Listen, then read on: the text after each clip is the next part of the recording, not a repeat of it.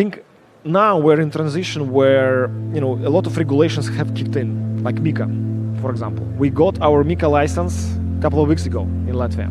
We are one of the very, very few companies out there who got it. It's like 3,000 registered WASPs in Europe. Yeah. And for now, based on different research, like maybe a bit of more than 60 companies got it. So there are very, very few licensed players in Europe who can actually do things in the regulated way.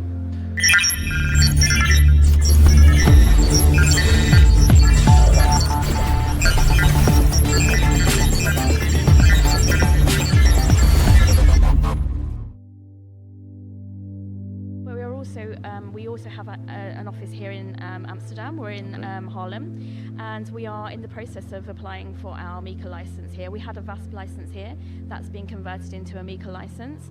We're also applying for our EMI license here, and we really want to create our European hub here. I think in a way it's a good pressure, because it's important, for example, for MiCA to look at what needs to be improved. What have we learned in those 3-4 years of MiCA being there and operated? What's working, what's not? What's the competitive landscape? Because the way I think about regulation, it's actually, we are in a global competition. The euro is in a global competition with the dollar and with other currencies. That's how we should think about it. Like, look what happened with Uber and what happened with Airbnb. Exactly. They were innovating so fast without any regulations.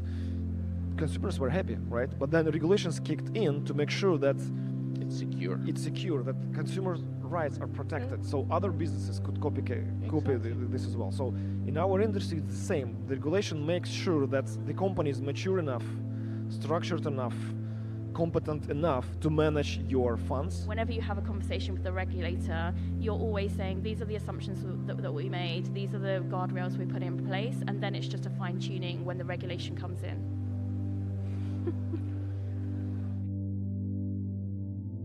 Even the traditional banks, which a year ago, 2 years ago, said, no, crypto, we don't want to touch. Now they're changing their mind because they understand that regulation is here. There is no problem, because it's always about their banking regulator would not allow them to interact with crypto. Yeah. Now, the same regulators are issuing crypto licenses in many jurisdictions, like for example in Latvia, it's Bank of Latvia who's issuing the MiCA license. Yeah. So they understand, banks understand now that, okay, they can interact because we're in the same licensing ecosystem. So as I said, we started working on our stablecoin products 2 years ago.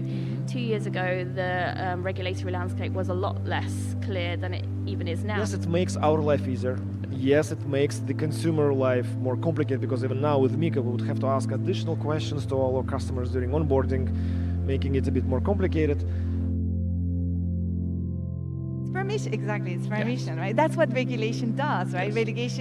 Regulation says yes, off you go, and you can do it. So I think that's what it did, and it also sets the tone for a lot of other countries, a lot of other jurisdictions looking at it and saying, oh, we are competing globally now.